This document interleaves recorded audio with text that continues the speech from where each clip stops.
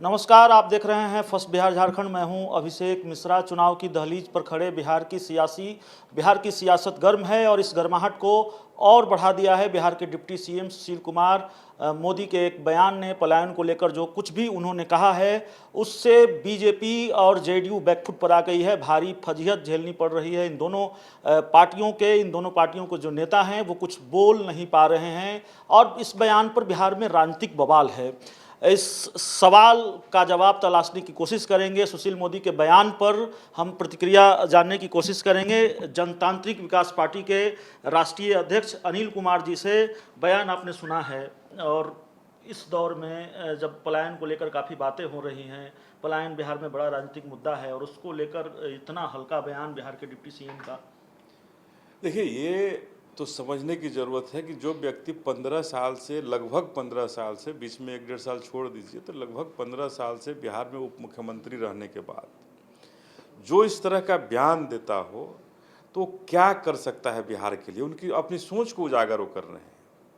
जिस तरह से बाढ़ में वो डूबे थे पिछले साल, आप लोग को भी याद होगा, आपके कैमरे पर भी आए थे वो, कि किस तरह से निकर में वो बाहर निकाले गए थे, रेस्क्यू करके बाहर निकाले गए थे। 14 दिन घर के अंदर डूब के रहे थे। तो ये वो लोग हैं जो भगवा धारण करके कहते हैं कि बस सब कुछ ठीक है, कुछ करने की ज़रूरत नहीं है। -24% हमारा जीडीपी नीचे चला गया, हमारे युवाओं को रोज़गार नहीं मिल रहा है, हाथों में रोज़गार नहीं हो तो कहीं कहीं घूम रहे हैं और भीख मांगने वाली स्थिति आ जाएगी। तो ये नीतीश कुमार जी को सोचना चाहिए कि जिस व्यक्ति को उप मुख्यमंत्री रहे और उन्होंने कहा उप मुख्यमंत्री रहते काल में एक संवैधानिक पद पर बैठ करके वो कह रहे हैं कि ये बिहार के लोग बाहर घूमने जाते हैं, मस्ती के लिए जाते हैं, वो 2 जून की रोटी के लिए नहीं जाते हैं।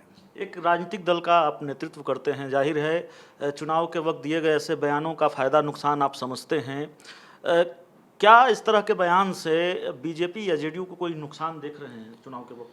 देखिए, ये मैं इस बयान से नुकसान नहीं देख रहा हूँ, मैं इनके 15 साल के जो शासनकाल है उससे नुकसान देख रहा हूँ। जिस तरह से उन्होंने कहा कि 2 जून की रोटी बिहार में कमाने के लिए किसी को बाहर जाने की ज़रूरत नहीं है। अरे उप मुख्यमंत्री जी, मैं आपको कहना चाहता हूँ कि अपने घर से बाहर निकलिए। लाखों नहीं करोड़ों की संख्या में ऐसे लोग हैं जो 2 जून की रोटी खाने के लिए ही बाहर जाते हैं। आप किस घर में हैं, कहाँ रह रहे हैं आप? बिहार की वास्तविकता से परिचित होइए।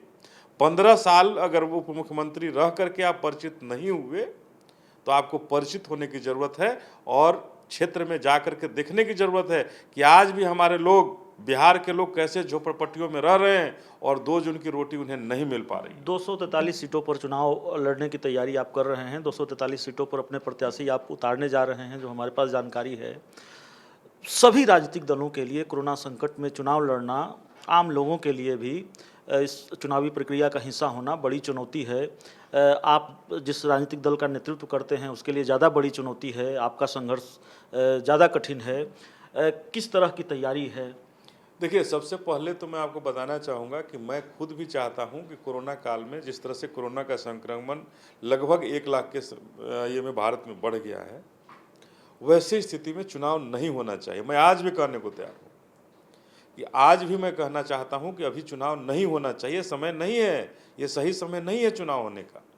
चुनाव को 3 महीना 6 महीना के लिए आगे बढ़ाया जा सकता है। कोई ऐसे संवैधानिक संकट नहीं आ सकती है, यहाँ राष्ट्रपति शासन लगे। लेकिन जिस तरह से सब लोग मिलकर के, चुनाव आयोग हो, भारत की सरकार हो, बिहार की सरकार हो, सबका जिद है कि नहीं इसी समय चुनाव हो। तो मैंने पिछले प्रेस कॉन्फ्रेंस में भी कहा था कि अगर बिहार में अगर किसी जान माल की क्षति होती है, उस पर सीधा एफआईआर का एक मुकदमा 302 का दर्ज होना चाहिए, आपराधिक मुकदमा 302 का दर्ज होना चाहिए कि भारत की सरकार, चुनाव आयोग और नीतीश कुमार इसके लिए जवाबदेह हैं। इन पर हत्या का मुकदमा दर्ज होना चाहिए। लेकिन ऐसी परिस्थिति में भी कोई सरकारें ये नहीं चाहती हैं कि चुनाव टले, चुनाव अभी ही हो, चूँकि इन लोगों को लग रहा है कि हम लोग अपनी बात जनता तक नहीं पहुंचा पाएंगे।